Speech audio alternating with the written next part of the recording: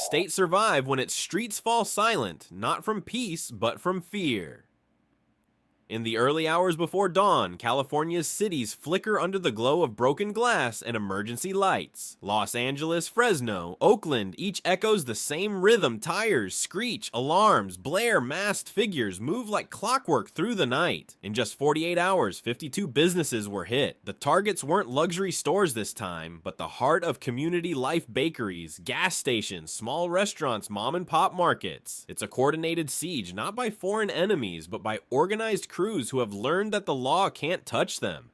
Authorities describe it as an economic insurgency. Federal analysts trace the operations to encrypted networks, rotating teams, and pre-surveyed escape routes. It's warfare executed with the precision of a military raid, but aimed at commerce instead of combat. According to Reuters and BBC reports, police in multiple counties admitted they were outnumbered and outmaneuvered. Security cameras show not chaos, but choreography. The looters move with tactical efficiency, 90 seconds per strike, no wasted motion, no hesitation. Behind the smoke and sirens lies a deeper fracture. California's sanctuary and misdemeanor policies meant to represent compassion and reform have become shields for exploitation. Under current law, property crimes under $950 often lead to no jail time. For organized rings, that's not a loophole, it's an operating license. Experts from DW and The Guardian call this calculated impunity. Criminals steal, resell, and repeat, knowing that the worst outcome is a citation and a fine. The parallels are chilling. What Ukraine faces in hybrid warfare, where drone swarms replace tanks and logistics collapse from within, is mirrored domestically in California's own hybrid insurgency. In Israel, police forces are stretched thin between riots and rocket alerts. In China, internal security uses AI surveillance to suppress any ripple of disorder. Each region faces the same test: how far can authority bend before it breaks? The human cost is mounting. In Bakersfield, a 67-year-old store owner watches his lifelong business shutter after 3 break-ins. In Fresno, parents now drive miles for milk and bread. Insurance companies are fleeing. Neighborhoods once alive with neon signs now board up before nightfall. Fear is the new curfew.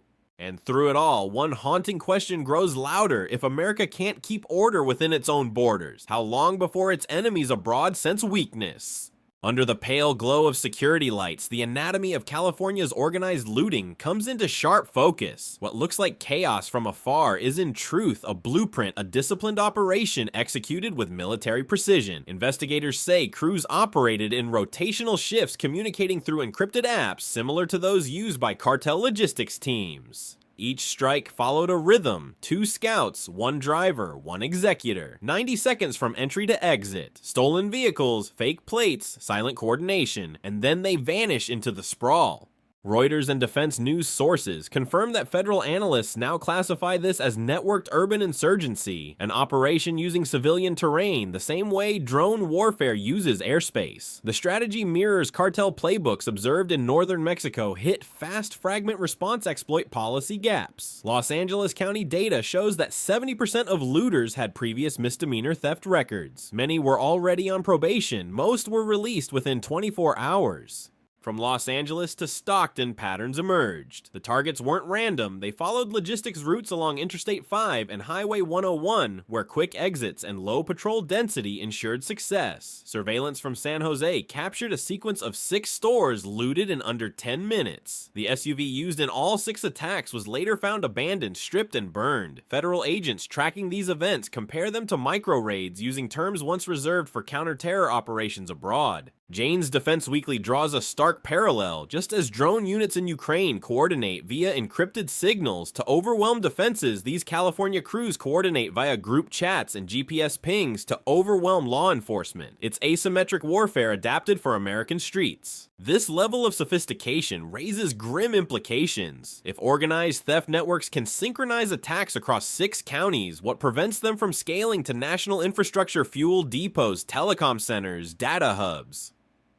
Security specialists warn that the same tactics used here could cripple logistics in any major US city. But beyond the tactical lies something even more dangerous: the psychological erosion of deterrence. Every unpunished theft becomes a broadcast message. The system can't stop us. Citizens feel abandoned. Officers describe themselves as reactive, not preventive. Prosecutors cite a shortage of resources and restrictive legal frameworks. Globally, this echoes the same fragility seen when governments underestimate non-traditional threats. In Iran, smuggling networks fund militias under the cover of local trade. In eastern Ukraine, black markets move war goods disguised as consumer products. California's looters do the same, only their battleground is retail. The cost extends beyond economics. It's a test of state sovereignty, whether America's internal order can withstand its own loopholes. As dawn breaks over another looted street, one question lingers like smoke when crime becomes organized and law becomes optional: who really governs the night? The foundation of California's crisis lies not in sudden violence, but in slow erosion policy, vote by vote. Years of sanctuary laws and misdemeanor thresholds reshaped the state's justice system, lowering penalties in the name of reform. But by 2025, the same laws have created what federal agents now call a culture of consequence-free crime. Under California's Proposition 47, thefts under $950 are classified as misdemeanors, rarely resulting in jail time. BBC News reports that repeat offenders quickly learn the math: steal less per hit strike more often and rotate locations. Arrests have become brief interruptions in a schedule of perpetual profit. The result: what once deterred crime now incubates it. Police unions warn that the balance between compassion and control has tipped into collapse. "We have legalized opportunism," one Los Angeles sheriff told Reuters. "They know we can't pursue, can't prosecute, and can't hold." Donald Trump, now serving his second term as U.S. president, has ordered the Department of Justice to coordinate with DHS and ICE on what he labeled Operation Urban Shield. The program seeks to identify how domestic leniency has become a magnet for organized criminal enterprise. Homeland Security analysts describe the evolution as policy weaponization, where laws meant to protect communities are exploited by the very networks they were designed to restrain. DW's European desk draws comparisons with Germany's internal struggle during the 2015 refugee wave, when leniency toward minor offenses created pockets of ungoverned space. In both cases, the humanitarian impulse was clear. The unintended result was impunity. California's sanctuary framework, designed to shield migrants from deportation, has also complicated data sharing with federal agencies. Al Jazeera notes that local departments now face a dilemma: cooperate with Washington and face political backlash, or remain independent and risk federal funding cuts. In practice, the paralysis benefits one group: the offenders. As theft networks expand, law enforcement's visibility shrinks. Prosecutors face caseloads they cannot process. Courts dismiss minor crimes to clear dockets. Surveillance teams are underfunded. Even with new federal backing, agencies warn that we're policing with blunt instruments against a digital enemy.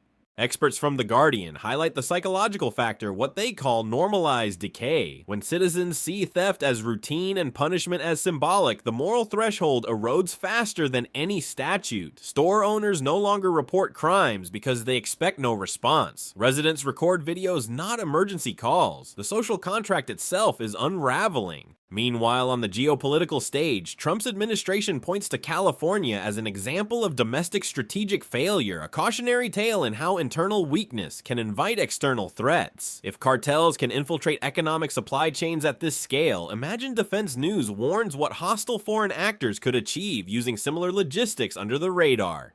This isn't just about broken storefronts. It's about a state testing the limits of freedom and a nation forced to ask, can empathy and enforcement coexist, or must one destroy the other? The economic and social fallout now sweeps across California like a slow-moving landslide, unstoppable, silent, devastating. What began as a crime wave has morphed into a statewide economic hemorrhage. $6 million lost in just 2 nights, according to data compiled by Reuters and the California Retail Crime Task Force. But officials warn that number captures only the visible surface. The true cost: insurance withdrawals, job losses, shuttered businesses runs exponentially higher. Small business owners have become the invisible casualties of this new war. In Fresno, Maria Delgado, who ran a corner bakery for 22 years, now stands behind plywood boards instead of glass windows. They come back every week, she told DW reporters, her voice trembling. Police take the report, but nothing changes. Similar stories echo through Los Angeles, Oakland, and Stockton. Entire strips of once bustling commerce now resemble abandoned zones. Insurance companies overwhelmed by claims are fleeing the market. The Guardian reports that some firms have tripled premiums or refused to renew coverage altogether. For many owners, that means closing permanently. And when stores close, communities crumble. Residents must travel miles for basic goods. Late-night access to groceries, gas, and medicine has disappeared. Safety nets are unraveling faster than officials can patch them. Federal economists warn of a dangerous feedback loop. Lawlessness drives out business. Unemployment rises. Poverty fuels more crime. It's the anatomy of urban collapse, a pattern seen in post-war zones and failed states now visible in America's largest economy. Socially, the toll is no less severe. Fear has become routine. Neighborhoods organize night watches armed not with weapons, but with flashlights and phones. Police acknowledge that response times now exceed 12 minutes in many districts. Residents no longer call 911 unless blood is spilled. The result is quiet despair, what The Guardian calls civic fatigue. Yet amid this decay, federal intelligence agencies detect a disturbing trend. Jane's Defense Weekly reveals that cash flows from stolen goods are feeding larger criminal enterprises, drug cartels, weapons traffickers, and digital laundering rings extending beyond state borders. DHS analysis confirms that organized retail theft has become a financial engine for broader networks already under investigation by DEA and ATF. The crisis has begun to resemble the hybrid conflicts seen overseas. In Ukraine, supply chains become targets. In Israel, civilian infrastructure is weaponized. In China, economic control is enforced through surveillance and cyber pressure. California's meltdown mirrors these global battlegrounds, only the enemy wears no uniform. As dusk falls over San Francisco's skyline, what's left of the old order feels fragile. Federal observers describe it as a pre-collapse stage where law enforcement struggles to hold back systemic failure. President Trump's task force is now considering emergency deployments of federal marshals to secure commerce corridors, an unprecedented move since the 1992 Los Angeles riots. But will boots on the ground fix what policies have broken? Can enforcement alone rebuild faith in a system that allowed the chaos to grow unchecked? As Washington takes center stage, the California crisis evolves from local tragedy to national reckoning. Inside the White House Situation Room, President Donald Trump's advisors convene under the banner of Operation Urban Shield. Intelligence briefings from DHS, FBI, and the Department of Justice paint a grim picture. What began as coordinated retail crime has metastasized into a multi-layered criminal economy spanning 6 states. Federal sources tell Reuters that some stolen goods are now traced to warehouses in Nevada and Arizona, evidence that the network has crossed state lines.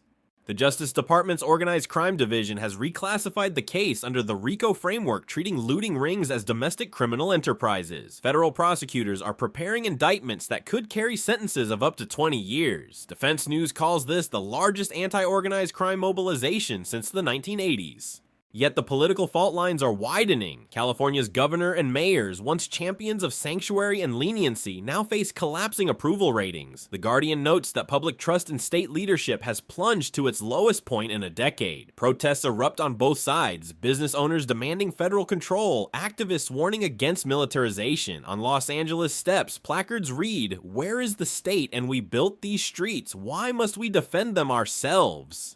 DW's European correspondents draw parallels to France's 2023 riots when President Macron deployed police battalions to contain spiraling urban unrest. America, they suggest, is confronting its own test of legitimacy. When local governance fails, one analyst notes the federal flag becomes both symbol and savior. Al Jazeera reports that inside the Justice Department, strategic planners now debate how far federal power can extend without igniting constitutional backlash. Deploying marshals, integrating ICE intelligence, and authorizing cross-border raids, all measures that test the boundary between federal authority and state sovereignty.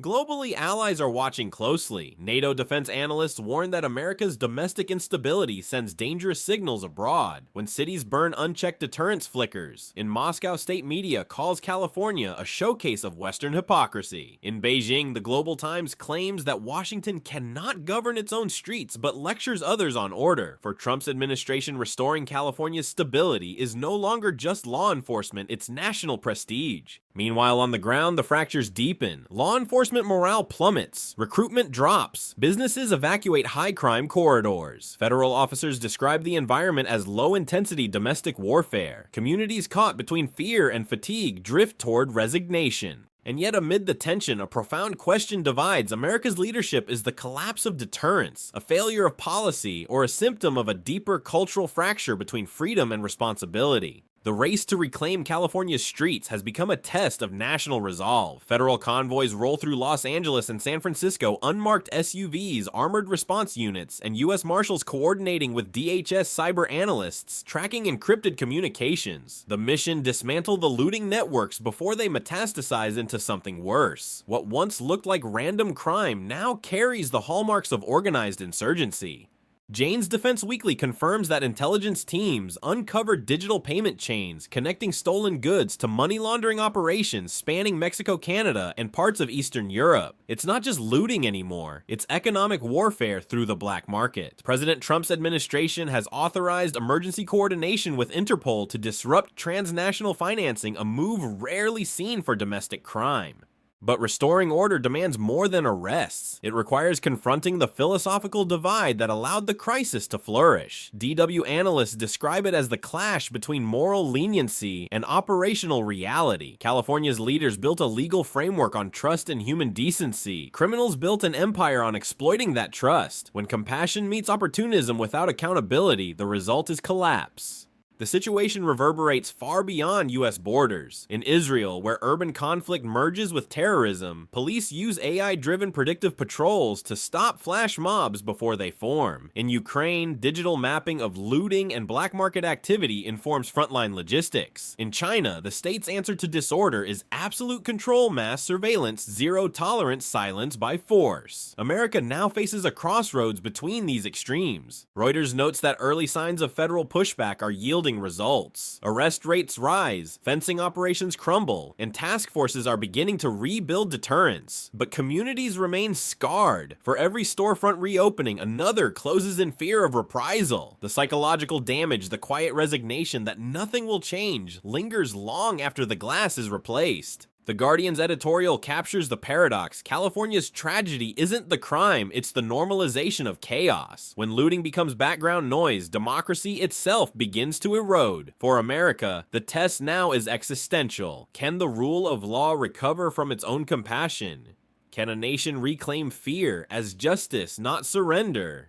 Federal analysts describe the operation's next phase as restoration through deterrence. It means longer sentences, coordinated intelligence sharing, and perhaps the end of California's sanctuary experiment. For Trump's administration, the message is blunt: leniency ends where lawlessness begins. And so, as the sun rises over boarded storefronts and silent streets, America faces its reflection. This is not just about California, it's about the line between freedom and order, the invisible border every nation must defend from within. Will that line hold? Or has the world's most powerful democracy just learned how fragile peace truly is? California's unprecedented crime wave, 52 coordinated looting attacks across 6 counties, has exposed a system cracking under its own reforms. What began as isolated thefts has evolved into organized economic warfare exploiting lenient misdemeanor laws and sanctuary policies. Small businesses have collapsed, insurance companies withdrawn, and communities fallen into fear. President Donald Trump's administration has declared a federal emergency response under Operation Urban Shield, deploying DHS, DOJ, and FBI task forces to dismantle criminal networks that now span multiple states. Analysts from Reuters, DW, and Jane's describe the phenomenon as urban insurgency, a domestic mirror of hybrid warfare tactics seen in Ukraine and the Middle East. Globally, America's allies and rivals alike are watching. For some, California's breakdown signals internal fragility. For others, it is proof that freedom without enforcement breeds chaos. As federal forces move to restore order, one truth echoes across continents: security and liberty are locked in perpetual tension. The question remains, can America restore deterrence without surrendering its